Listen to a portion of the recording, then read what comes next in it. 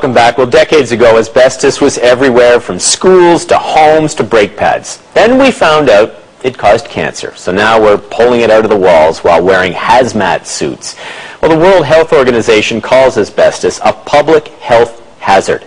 It's banned in more than 50 countries. But here's the disconnect. We still mine asbestos and we still sell it. Canada is the world's #2 exporter behind Russia. It's an industry worth about $100 million a year. Well, Quebec Premier Jean Charest is in India this week on a trade mission, and he's been singing the praises of Quebec's environmental record.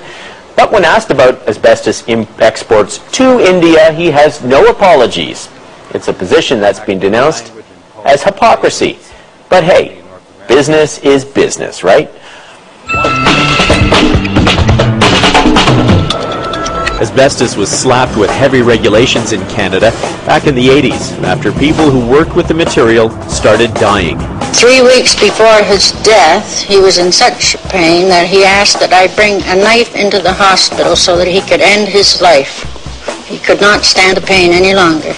It was regulated in the U.S. through the 70s and banned in France in '97, Chile 2001, New Zealand 2002, South Africa in 2005, Brazil 2007. Well, you get the point.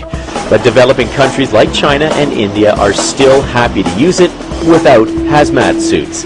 And asbestos-related illnesses are already showing up.